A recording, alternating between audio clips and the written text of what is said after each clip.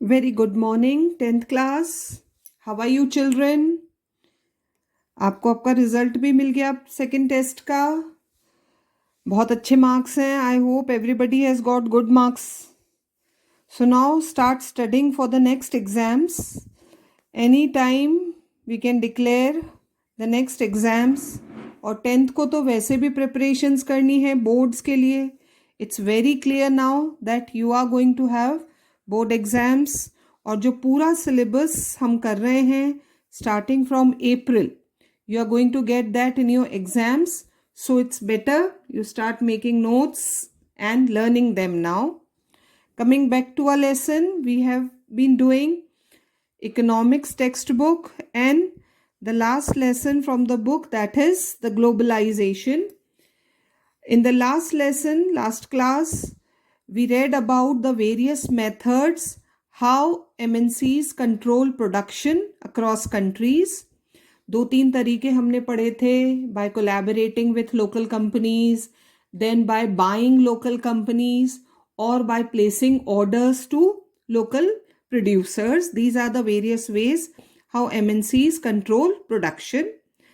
The topic that we are going to start today is foreign trade and integration of markets. तो कैसे होता है ये integration of markets और globalisation से कैसे डिफर करता है, that we are going to study. For a long time foreign trade has been the main channel connecting countries. ये तो हमें पता है. Since very ancient times trade has been going on between various countries. Sellers, traders have been going from one country to another. In history, you would have read about the trade routes connecting India and South Asia to markets both in the East and West, and the extensive large-scale trade that took place along these routes. तो ये हम पढ़ चुके हैं पहले भी. Also, you would remember that it was trading interest which attracted various trading companies such as the East India Company to India. और ये भी देखते हैं, the Europeans came to India as traders and then they became the masters of the country. What then is the basic function of foreign trade? So first we are going to understand what is foreign trade, and then we'll understand what is globalization. To put it simply, foreign trade creates an opportunity for the producers to reach beyond the domestic market, that is markets of their own countries. Foreign trade का फायदा ये होता है that the producers who are selling goods in their own country gets an opportunity to sell goods in other countries also. तो वो दूसरी country में जाकर भी अपने गुड्स सेल कर सकते हैं. ये एडवांटेजेस है फॉरेन ट्रेड की.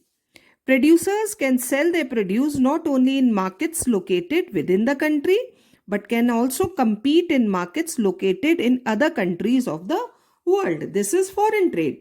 अपनी कंट्री में गुड्स प्रोड्यूस करें, कंट्री में भी बेच रहे हैं, और वो गुड्स ले जाकर दूसरी कंट्रीज में भी बेच रहे हैं. This is foreign trade. Similarly for the buyers, buyers के लिए भी फायदा है, कंज्यूमर्स के लिए. Import of goods produced in another country is one way of expanding the choice of goods. क्या हो रहा है इससे बच्चों? The choice is expanded. Variety of goods are available to the consumers beyond what is domestically produced. तो foreign trade producers के लिए भी beneficial है और buyers के लिए भी beneficial है. Now we are going to read an example of Chinese toys in India. It's an example of foreign trade. Chinese manufacturers learn of an opportunity to export toys to India, where toys are sold at a high price. जो Indian toys हैं, they are very costly. So Chinese started exporting their toys to India. Buyers in India now have an option of choosing between Indian and Chinese toys. और Chinese products की importance या क्या कहें, जो भी था, कितना इंडिया में सेल होता था चाइनीज, स्टिल हो रहे हैं चाइनीज प्रोडक्ट्स, तो ये हम सब जानते हैं. Now because of the cheaper prices and new designs, Chinese toys become very popular And within a year, 70 to 80% of toy shops have replaced Indian toys with Chinese toys because Indian toys are costly in comparison to Chinese toys. Then what is happening here? As a result of trade, Chinese toys come into the Indian markets. Foreign trade है. जब Chinese producers को पता चला India में toys की demand है, they started exporting toys to India. In the competition between Indian and Chinese toys prove better. Not only Chinese toys are cheaper, but technically also they are superior to Indian toys. Buyers have greater choice of toys and at lower prices. For the Chinese toy makers, this provides an opportunity to expand business. और इससे क्या हो रहा है? Chinese toy makers अपना business expand कर रहे हैं और opposite किसके लिए हो गया ये? Indian toy makers के लिए. Because they are facing losses क्योंकि उनके toys sell नहीं हो रहे हैं. So in general, with the opening of trade, goods travel from one market to another. Chinese toys coming to Indian markets. Choice of goods in the market rises. A variety of toys are available to the consumers. Prices of similar goods in the two markets tend to become equal. तो इससे ये भी होता है, when cheap Chinese toys are coming to the market, the Indian producers were forced to reduce their prices. क्योंकि अगर वो महंगे टॉयज बेचेंगे, nobody is going to buy, तो उन्हें भी कहीं ना कहीं अपने प्राइजेस कम करने पड़े. And producers in the two countries now closely compete against each other, even though they are separated by thousands of miles. This is importance of foreign trade. Indian producers are in India, Chinese producers are living in China.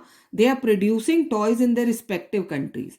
लेकिन जब वो एक ही दुकान पर market में दोनों के toys रखे हुए हैं, तो कहीं ना कहीं वो दोनों प्रोड्यूसर्स आपस में compete कर रहे हैं. Foreign trade thus results in connecting the markets or integration of markets in different countries. So Chinese toys, Indian toys being sold in one shop, तो दोनों markets आपस में compete कर रहे हैं. So this is foreign trade. और अब हम समझेंगे what is globalization that we are going to study. What is globalization? In the past 2 to 3 decades, we can take 4 decades, 1990s हमने समझा था, more and more MNCs have been looking for locations around the world. और ये last 20-30 years में तो बहुत ज़्यादा हो रहा है that MNCs keep on searching locations all over the world. किस चीज़ के लिए? टूरिस्ट लोकेशंस नहीं है ये, पिकनिक स्पॉट्स नहीं है, where they can produce their goods. वो एग्जाम्पल समझा था ना, जहां सस्ता चीज प्रोड्यूस हो रही है, एमएनसीज वहीं अपने गुड्स प्रोड्यूस करना चाहते हैं, which would be cheap for their production. ये ढूंढ रहे हैं वो, है ना, cheap production location. Foreign investment by MNCs in these countries have been rising. और जहां उन्हें ये लोकेशंस मिल रही हैं, प्रोड्यूसर्स मिल रहे हैं, they have been investing more and more. Foreign investment, ठीक, वो ज्यादा हो रहा है. At the same time foreign trade between countries have been rising rapidly. तो ये तो बात हुई फॉरेन ट्रेड की. A large part of the foreign trade is also controlled by MNC. Today's world बहुत ज्यादा कंट्रोल हो गया है एमएनसीज का फॉरेन ट्रेड पर. Foreign trade between countries have been rising rapidly and a large part is controlled by MNCs. For instance, the car manufacturing plant of Ford Motors, last page पर आपके example था General Motors, Ford Motors, with some company, Ford is very popular brand in India also, जो एक US based company है, but it has opened its plant in India also. वो India में भी अपनी मैन्युफैक्चरिंग यूनिट लगाई है along with Mahindra and Mahindra. अब Mahindra and Mahindra is an Indian company. वो कार्स नहीं प्रोड्यूस कर रहे हैं, है ना, वो जीप्स और हेवी लाइट व्हीकल्स प्रोड्यूस करते हैं, but they have a set infrastructure. उनकी अपनी प्रोडक्शन यूनिट्स है ना, जहां पर कंपोनेंट्स बन रहे हैं और गाड़ियां बन रही हैं, तो वो मशीनरी इंस्टॉल्ड है. फोर्ड मोटर्स और महिंद्रा एंड महिंद्रा के बीच कोलैबोरेशन होता है। तो when Ford Motors is coming to India, उन्हें एक सेट सिस्टम, पूरा कंपनी मिल जाती है, वर्कर्स हैं, मार्केट है, बस यहां आकर उन्हें अपनी कार्स प्रोड्यूस करनी है। तो दे स्टार्टेड प्रोड्यूसिंग कंपोनेंट्स लाकर यहां पर, अभी वो पहले असेंबल करते हैं, and then now they are planning to establish a production unit also, क्योंकि इंडिया में कार्स बनाकर इंडिया के साउथ एशिया का जितना भी मार्केट है, they want to control that market. और अब तो फोर्ड मोटर्स इंडिया में प्रोड्यूस होने लगी हैं। तो that example of Ford Motors not only produces cars for the Indian market, it also exports cars to other developing countries and exports car components for its many factories around the world. तो India में क्योंकि उन्हें फायदा हो रहा है, तो here the Ford Motors not only produces cars, लेकिन यहाँ components बनाकर, parts बनाकर वो दूसरी कंट्रीज में भी भेज रहे हैं जहां कार असेंबल होकर सेल की जाती है। Likewise, activities of most MNCs involve substantial trade in goods and also services. तो बस इसी तरह से most of the MNCs are functioning. The result of greater foreign investment and greater foreign trade has been greater integration of production and markets across the country. और most of the countries are now functioning on these lines only, जहां उन्हें जो भी सस्ती चीज available हो रही है, they have started producing those goods there. तो ज्यादातर कंपनीज आज इसी तरीके से फंक्शन कर रही हैं, and that is integration of markets.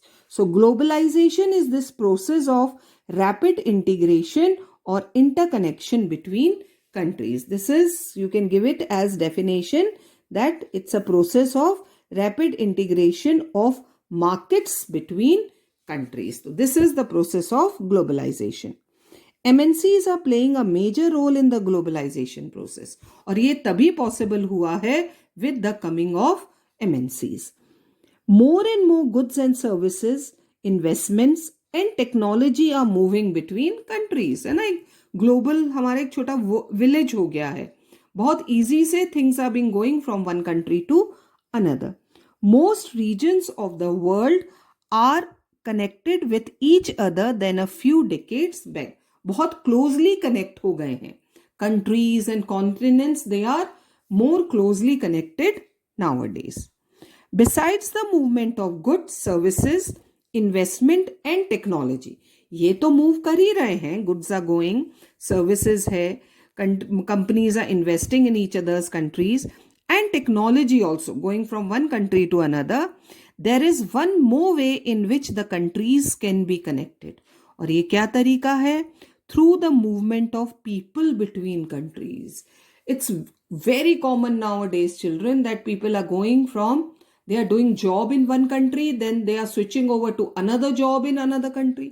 बहुत कॉमन फीचर है आज के टाइम का, है ना, जो प्राइवेट कंपनीज एमएनसीज में काम कर रहे हैं, they are switching over. It's what is the meaning of switching over? Going from one country to, one company to another.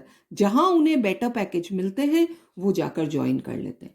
और क्योंकि ये ज्यादातर एमएनसीज हैं, मल्टीनेशनल्स हैं, तो they are sending people from one country to another. So this is movement of people between countries. People usually move from one country to another in search of better income. Underline कर लो, किस किस के लिए जा रहे हैं वो? Better income, better jobs or better education. In the past few decades, however, there has not been much increase in the movement of people between countries due to various restrictions. और अब तो ये कंडीशन हो गई है children, that ये जो foreign country, जहां कंट्रीज हैं, जो बिग डेवलप्ड कंट्रीज हैं, they have to put restriction on the coming of the people. क्योंकि जो एजुकेटेड पीपल हैं, हाईली क्वालिफाइड हैं, they prefer to move to these developed countries, क्योंकि वहां बेटर कंपनीज हैं and they are getting higher jobs there. So most of the people are prefer to go to those countries. तो this is foreign trade and globalization. And next we will start with the factors that have enabled globalization. तो अब हम समझेंगे वो कौन कौन से कारण हैं जिसकी वजह से ग्लोबलाइजेशन पॉसिबल हो पाया है. What are these factors? The first factor is technology.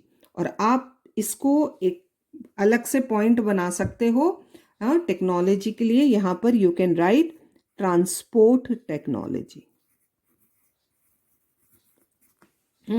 Better means of transport are available. See, goods are moving from one country to another. तो ये goods move करने के लिए we require better transport. The first thing is technology. Rapid improvement in technology. And especially I told you, ये कौन सी technology की यहाँ पर बात हो रही है? That is transport has been one major factor that has stimulated, increased the globalization process. For instance, the past 50 years have seen several improvement in transportation technology. पहले भी शिप से जाता था, अभी भी शिप से जाता है. लेकिन अब क्योंकि वो चीप पड़ता है, मोड ऑफ ट्रांसपोर्ट चीप है, तो शिप्स पर बेटर शिप्स आर अवेलेबल. पहले जो शिप्स थे 50 years बैक एंड टुडे जो शिप्स हैं they are fast moving ships. Then we have cargo planes, quick moving from one part of the world to another. So that is better transport technology. This has made much faster delivery of goods across long distances possible at lower cost. Better the technology और उसकी cost उतनी ही कम होती जाती है. सी यहाँ पर दे रखा है example, containers for transport of goods. पहले ना वो डब्बों में जाते थे, कार्टन्स में गुड्स डिस्ट्रॉय हो जाते थे, टूट जाते थे. लेकिन आजकल किस में होने लगे हैं? कंटेनर्स में सारे जाते हैं गुड्स, तो they are safe. Goods are placed in containers that can be loaded intact, बिना टूटे, on to ships, railways, planes and trucks. Containers have led to huge reduction in port handling cost. क्योंकि एक ही container उठाकर रखना है, पहले तो boxes उठाकर रखने पड़ते थे, तो you required labour. But now containers can easily be lift by cranes or machines. Port handling cost कम हो गया है and increase the speed with which exports can reach market. Fast moving transportation. Similarly, the cost of air transport has fallen. पहले से सस्ता हुआ है air transport भी. This has enabled much greater volumes of goods being transported by airlines. Because air transport has become cheaper, so now the producers, the businessmen, traders, they prefer to sell their goods through planes, जो कि और जल्दी अपने destination पर पहुंच जाते हैं. So this is first factor, that is transport technology. The second factor that we are going to read is, इसे आप second factor लिखोगे, information and communication technology. इसमें भी बहुत ज़्यादा development हुआ है. In recent times, technology in the areas of telecommunication, computers, internet, मुझे समझाने की ज़रूरत नहीं है, आप बच्चे मुझसे बेटर समझते हो, has been changing rapidly. Online shopping करते हो सब, you know how fast the goods arrive. Internet has been changing rapidly. Telecommunication facilities, including telegraph, telephone, mobile phones, fax are used to connect one another around the world. Easily you can place orders, and with that improved transport technology, you get goods. To access information instantly, just a click of a button and you get all the information, and to communicate from remote areas. This has been facilitated by satellite communication devices. ये तब possible हो पाया when India sent its satellites in the space. Now all communication is carried out through those satellites. As you would be aware, computers have now entered almost every field of activity. Even you might have also ventured into the amazing world of internet. मुझसे better आप जानते हो, where you can obtain and share information on almost anything you want to know. और 10th class क्योंकि topic ऐसा चल रहा है, just want to tell you, मुझे पता है आप सब टेक्नो सेवी हो, इंटरनेट से सारी इंफॉर्मेशन आपको मिल रही है, इवन रिगार्डिंग योर लेसन्स. तो लेकिन क्योंकि ये कुछ क्वेश्चंस मेरे पास आए थे बच्चों से कि जो हमारी टेक्स्ट बुक में मैटर है और गूगल पर जो मैटर अवेलेबल है, इट्स डिफरेंट. तो it's my duty to warn you children 10th के एग्जाम में बुक में से लिखना है। मुझे पता है आप लोग इंटरनेट पर बहुत कुछ सेव करते हो, देख रहे हो, पढ़ रहे हो, समझ रहे हो, लेकिन बोर्ड एग्जाम में वही लिखोगे जो आपकी टेक्स्ट बुक में दिया गया है। ठीक है, keep that information with you, become knowledgeable. लेकिन फिर कह रही हूं, बोर्ड में बुक में से लिखना है, गूगल का नहीं लिखना है। Almost anything you want to know. Internet also allows us to send instant electronic mail, that is email, and talk voicemail across the world at negligible cost। और अब तो नो कॉस्ट हो गया है। हाँ, so much is of no cost, बहुत सस्ता हो गया है, या बहुत बिल्कुल ही नेग्लिजिबल कॉस्ट, सस्ते दाम पर हम ये काम कर सकते हैं। और देखो how IT is being used in globalization. An example is given there, you will be able to understand easily. A news magazine published for London readers is to be designed and printed in Delhi। Book एक news magazine है, जैसे India today आती है हमारे यहाँ, एक news magazine जो कि लंदन रीडर्स के लिए पब्लिश होती है, लंदन में बिकती है, लेकिन उसकी प्रिंटिंग और डिजाइनिंग कहाँ पर होती है? दिल्ली में होती है। अब क्या हो रहा है, टेक्स्ट कहाँ से आ रहा है of the magazine is sent through internet to the Delhi office, वहां से आ जाता है सारा टेक्स्ट।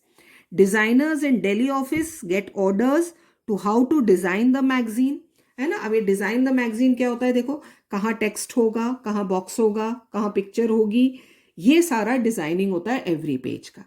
ये इंस्ट्रक्शंस भी डिजाइनर्स को कहाँ से मिलते हैं? लंदन से मिलते हैं। Office in London using telecommunication facilities, ये सब वो बताते हैं। Designing in done on a computer, ये तो बहुत ईजी हो ही गया है। आफ्टर प्रिंटिंग, और वो बुक इंडिया में प्रिंट होती है। बताओगे क्यों हो रही है? क्योंकि कॉस्ट कम है इंडिया में इन कंपैरिजन टू लंदन।